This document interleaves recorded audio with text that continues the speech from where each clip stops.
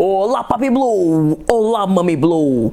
Nesse vídeo tratamos sobre o direito real de hipoteca, um dos direitos reais de garantia. Vamos à hipoteca? A hipoteca é um direito real de garantia que recai basicamente sobre três bens. Olha aqui. Imóvel, navio e aeronave. Tá vendo aqui? Imóvel, navio e aeronave. No que tange navio e aeronave, a hipoteca tem lei especial, ela não é regulada pelo Código Civil. Essa é a lei de hipoteca de aeronaves. Essa é a lei de hipoteca de navios. E no que toca a imóvel, não é somente a propriedade que é hipotecável. Pode ser hipotecável a superfície, direito de uso, concessão de moradia, vias férreas, estrada de ferro pode ser hipotecada. Pode ser hipotecado também o direito de mineração, a poçança, a jazida de minérios pode ser hipotecada, independente do solo. Também pode ser hipotecada instituições da enfiteuse, como o domínio útil e o domínio direto. Como assim? Não sabe o que é domínio útil e domínio direto? Nós temos um vídeo sobre enfiteuse aqui. Quando falamos de hipoteca de imóvel, todos os acessórios vão juntos. Então, se tiver uma piscina aqui, todas aquelas ferramentas da piscina, tudo ali que incorporar, ainda que imóvel, mas se for necessário para o funcionamento da piscina, tudo está cobertado nessa hipoteca. Se esse imóvel depois tiver melhoramentos, tiver aumento, tiver acréscimo, as benfeitorias, automaticamente já entram nessa hipoteca. Se esse imóvel hipotecado um dia vier a ser loteado, se um dia vier a ser transformado em condomínio edilício, mesmo durante a hipoteca, pode, tá? Mesmo durante a hipoteca, todas as unidades, os lotes, as unidades condominiais, tudo fica hipotecado. É o que a gente chama de fracionamento da hipoteca. Por regra, a hipoteca tem um prazo máximo de 30 anos. Digo regra porque vai ter algumas exceções que depois eu digo quando eu tratar sobre classificação. E os sujeitos envolvidos na hipoteca são chamados de hipotecários. Então nós temos aqui, ó, credor hipotecário, devedor hipotecário. A doutrina também chama o devedor de devedor hipotecante. Também está certo. Então, o devedor hipotecante é o devedor hipotecário e o credor hipotecário. Significa que eles têm entre si um contrato, uma obrigação, cuja garantia é uma hipoteca. Na hipoteca, a posse direta fica com o devedor. Então, o devedor, por exemplo, hipoteca a sua casa, mas continua morando nela. O credor hipotecário, ele fica na posse indireta da coisa. Então, embora ele seja o titular da hipoteca, ele fica sem acesso direto ao imóvel hipotecado. Tratemos sobre classificação da hipoteca. São três os tipos de hipoteca. Olha aqui. Hipoteca voluntária, também chamada convencional. Hipoteca legal. Hipoteca judicial, também chamada judiciária. Essa hipoteca voluntária é aquela que nasce do contrato. Credor e devedor entram no ajuste, valor, vencimento, juros, objeto, fazem um contrato de hipoteca e se registra esse contrato no registro de imóveis. Pronto, temos uma hipoteca voluntária. Essa hipoteca aqui, ela tem um prazo máximo de vigência de 30 anos. Esse prazo máximo é chamado de perempção civil. Perempção civil. Mas temos ainda dois tipos de hipoteca. Hipoteca legal. A hipoteca legal, como o nome diz, a lei determina, não há contrato. São os seguintes os casos de hipoteca legal. Primeiro, nos vai dizer que a pessoa jurídica de direito público interno, União, Estado, município, autarquia, fundação pública, etc., tem hipoteca dos bens da pessoa encarregada de receber dinheiro para colocar no cofre público, pessoa responsável por guarda de bem público, administração. Aqui nós temos o servidor, ou então o agente de fato, não interessa. Se ele põe a mão no dinheiro público, se ele tem guarda do dinheiro público, de bem público, os imóveis dele, caso ele tenha, estão hipotecados automaticamente para o ente público. Isso aqui é o primeiro caso de hipoteca legal. Temos hipoteca legal também para os filhos, aqui ó. Quando o pai ou a mãe vai casar de novo, sendo viúva e não fez inventário do esposo, esposa falecida. É o que se chama de segunda núpcia. Então, se essa pessoa aqui, viúva ou viúva, vai casar de novo, tem que fazer inventário. Se não fizer inventário, independente de ter que casar em regime de separação obrigatória, esse assunto é família, os bens que ele tiver ficam automaticamente hipotecados para os filhos. Isso é para garantir que não vai haver algo chamado res turbatio, ou seja, mistura do patrimônio dessa pessoa com a primeira esposa com a nova esposa. Então, para não gerar uma confusão futura sobre o que fica para esta pessoa, futuro herdeiro ou não, então a lei fala, ele vira credor hipotecário dos bens do pai dele ou mãe dele que casou de novo e não fez inventário. Nós temos ainda um outro caso de hipoteca legal, quando nós temos co-herdeiro na herança. Então imagine que esse herdeiro aqui tem outros dois herdeiros junto com ele e ele fica com um bem indivisível e tem que pagar a parte dos outros dois. Para garantir que esses outros dois vão receber cada um sua parte, esse herdeiro aqui, chamado herdeiro repoente, tem seu bem hipotecado para garantir esse pagamento. Nós temos também uma hipoteca legal para a vítima ou família da vítima de crime. Os bens do delinquente, então isso aqui é a vítima, é o azul, a vítima ou família da vítima são credores hipotecários dos bens do delinquente. Ali usa a palavra delinquente, ou seja, que cometeu crime, né? Sentença penal condenatória. Independente do cumprimento da pena, se ele tiver bem hipotecável, esses bens estão hipotecados por lei para a vítima ou seus familiares. E por último no Código Civil, porque tem outros casos de hipoteca legal que estão fora do Código Civil, né? Casos administrativos, vamos ficar só no Código Civil. O último caso de hipoteca legal ocorre quando alguém compra um imóvel em leilão, né? Ou praça, o nome bonito é praça. Compra um imóvel em licitação e paga parcelado. Sim, a nossa lei processual permite que você compre imóvel parcelado em leilão. Só tem um problema. Esse imóvel que você comprou para pagar parcelado em leilão, ele está hipotecado por lei para quem vendeu. Então, a garantia de que essa pessoa aqui vai receber o pagamento parcelado que você ofertou é justamente esse imóvel ficar hipotecado. E essa hipoteca legal tem uma particularidade. Ela não tem um prazo máximo definido em lei. O que a lei fala é que a cada 20 anos, tem que se fazer uma nova especialização da hipoteca. Especializar a hipoteca significa determinar quais bens estão hipotecados, com todos os seus detalhes. Então, supõe-se que ao longo de 20 anos vai haver alguma depreciação, vai haver alguma diminuição, enfraquecimento da garantia. Então, a cada 20 anos tem que ser reespecializado, ou seja, refazer o registro dessa hipoteca legal. Esse refazimento também vai ocorrer no terceiro tipo de hipoteca, a hipoteca judicial.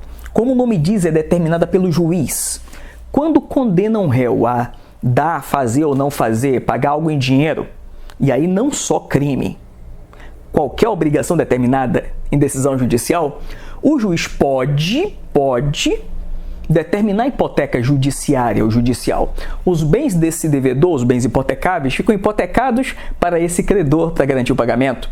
A lei fala que, nesse caso, o juiz pode substituir depois a garantia por outras garantias, títulos da dívida pública ou alguma outra garantia que o juiz entenda boa.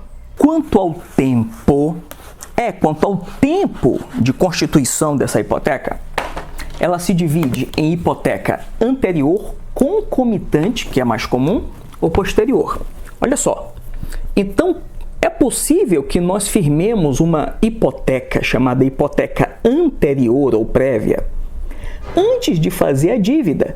Então, antes de se contrair uma dívida no banco, você pode já firmar uma hipoteca. Para quando tiver a dívida, já ter a hipoteca pronta.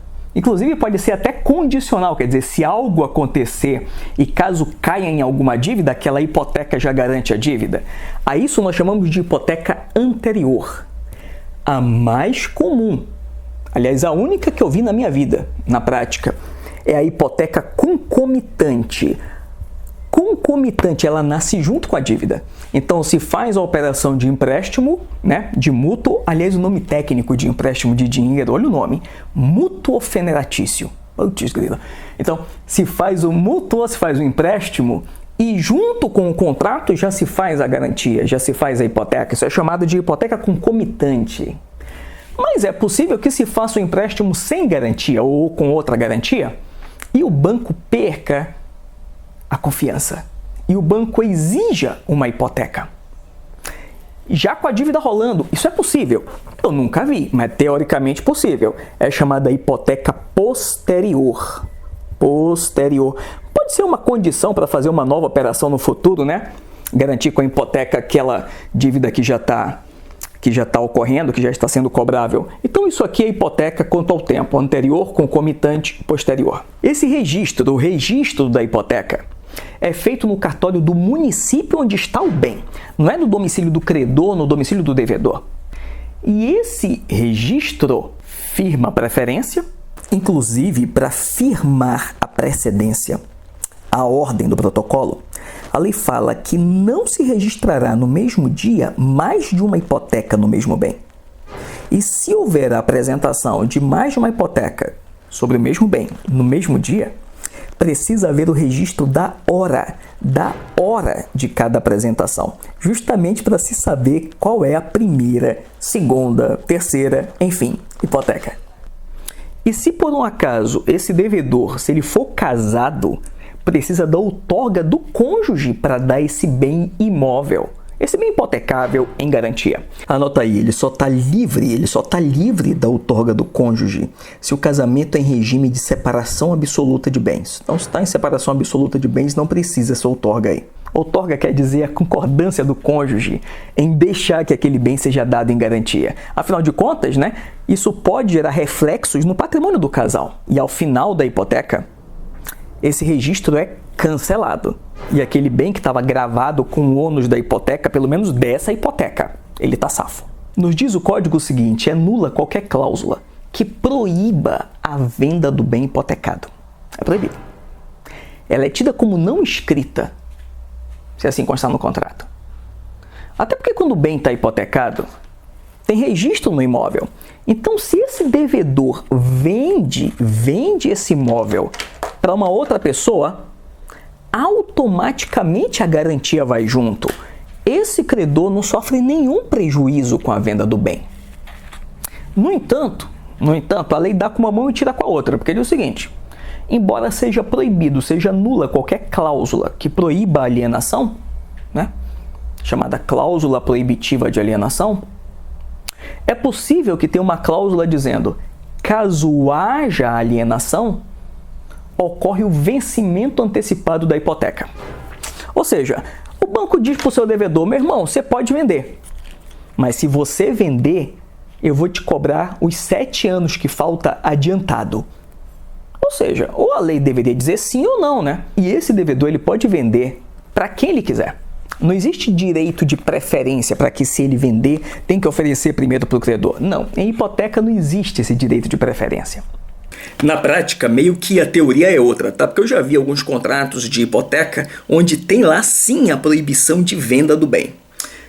Bem, como se está precisando... De novo. Olha, na prática a teoria é meio que outra, tá? Porque eu já vi contrato de hipoteca onde consta sim a proibição de venda do bem. Bom, como o signatário está precisando do empréstimo e não lê contrato mesmo, então deixa rolar e assina. Mas vamos imaginar que alguém comprou um bem hipotecado. Aqui. Imagine, não me pergunta como, que ele não sabia, né? Então a pessoa encarregada de fazer essa operação para ele rateou incauto e ele comprou um bem hipotecado. A lei diz que ele tem 30 dias. 30 dias, se a hipoteca já estiver atrasada, se a dívida já estiver atrasada. O banco não pode. Eu digo banco, gente, mas pode ser por qualquer credor hipotecário, tá? Não pode pegar o bem de uma vez. Tem que dar ao adquirente, isso é sagrado, 30 dias para ele remir a hipoteca. Para ele pagar a dívida e manter o bem consigo. Se por um acaso ele não quiser pagar, ele pode abandonar o bem. Sim, prejuízo do caramba. Mas ele pode, pelo menos não vai ser réu também, né? Então ele pode abandonar o bem. Ele notifica o credor hipotecário e abandona o bem, entrega o bem para o banco. E aí ele tem ação de regresso contra a pessoa que ele enganou, que vendeu o bem hipotecado, né? Se por um acaso alguém o tenha enganado, né?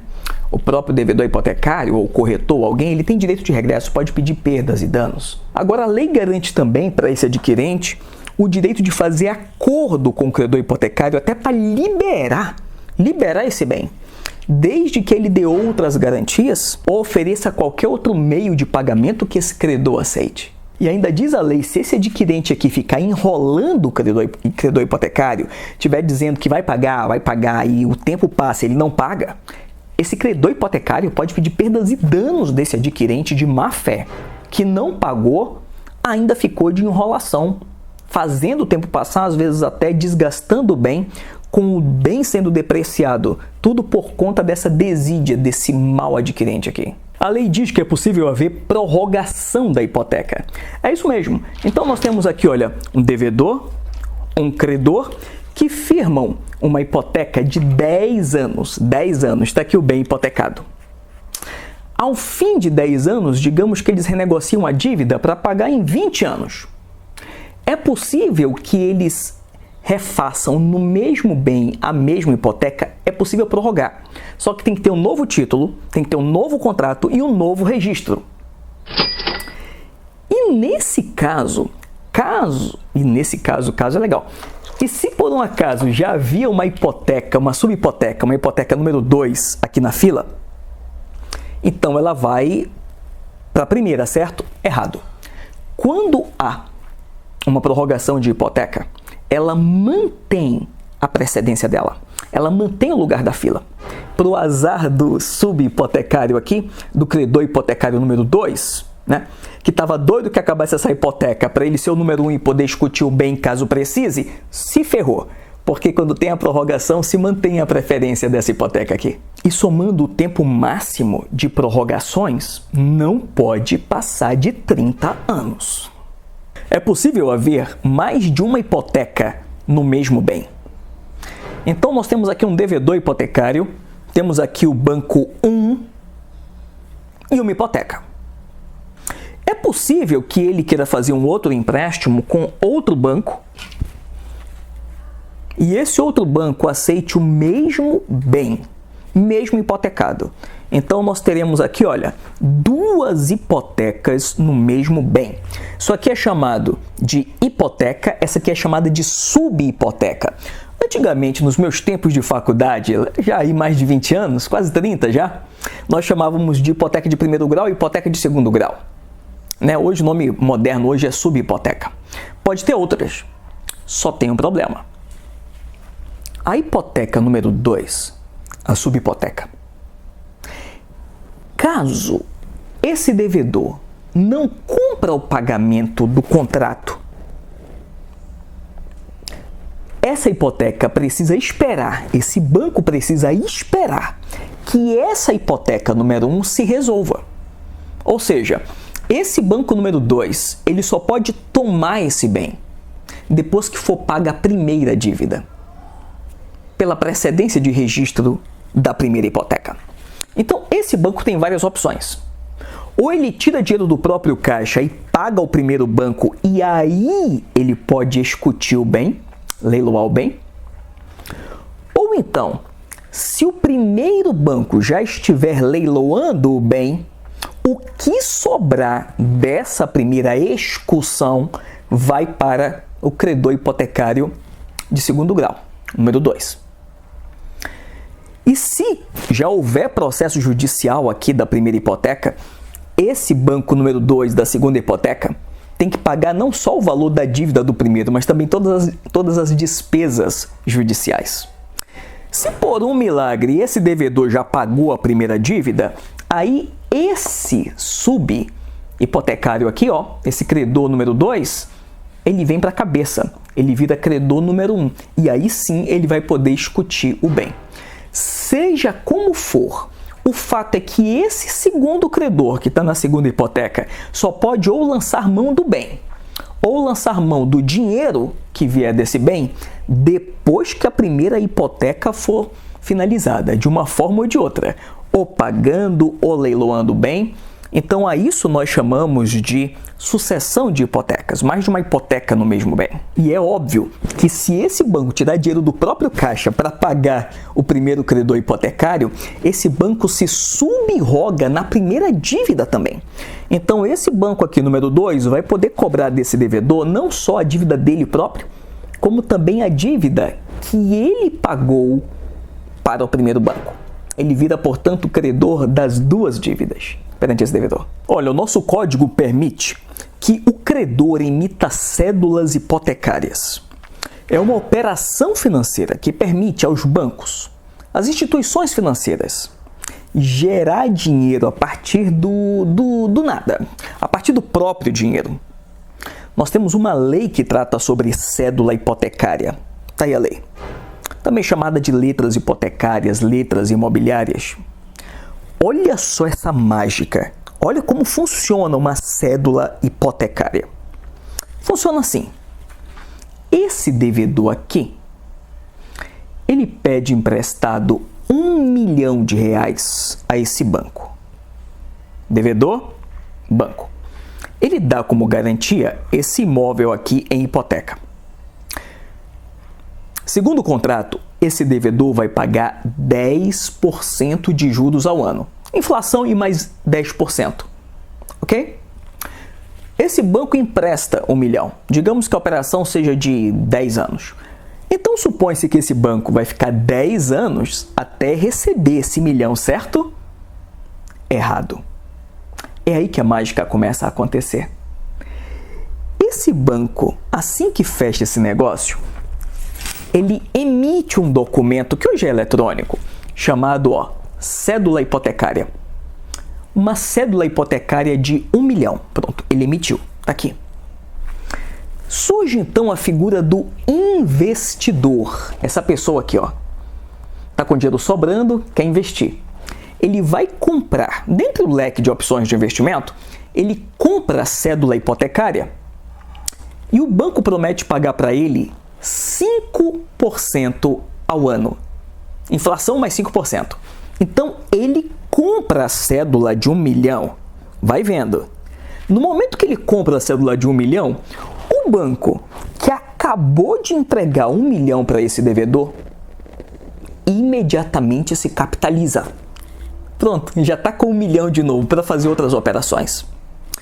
Ao longo do tempo, então veja que o banco já não perdeu dinheiro, o milhão já está aqui. Ao longo do tempo, esse devedor vai pagar com 10% de juros. E o banco vai pagar 5% de juros para o investidor. Resultado, o banco não só ficou sem R$1 milhão, como ainda lucrou 5%, ou seja, R$50 mil mais a inflação. Então, a isso nós chamamos de cédula hipotecária. Permite que a instituição se recapitalize imediatamente, não fique sem o dinheiro e ainda lucre com a hipoteca. Falando sobre hipotecas de vias férreas, de estrada de ferro, o registro dessa hipoteca tem que ser feito na estação de saída, na estação inicial, no município da estação inicial. O credor hipotecário ele não pode embaraçar o uso desses trens. Não pode se meter na atividade econômica no sentido de atrapalhar o uso.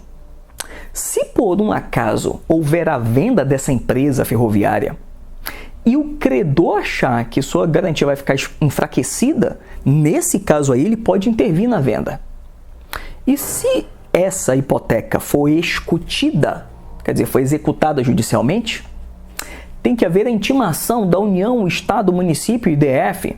Eles terão 15 dias para, depositando o valor da arrematação, o valor do lance mais alto, ou se não teve lance mais alto, o valor da avaliação, para ficar com essa via férrea. Então existe uma espécie aí de direito de preferência, tanto por tanto, para o ente público, quando uma estrada de ferro é vendida. Assim, vendida na excursão da hipoteca, né? Bom, e falando sobre a extinção da hipoteca, aliás, o destino de toda a hipoteca é chegar ao fim. Tá? Porque o credor quer ficar satisfeito e o devedor quer se ver livre da dívida. Então nós temos como causa de extinção a própria extinção da dívida. Seja lá por qual modo for, você já aprendeu comigo lá em obrigações que não é só pagamento que extingue dívida, né? Pode até ter o perdão, né? A remissão com 2 S's. Também extingue a arrematação, se for vendido em leilão o bem, né?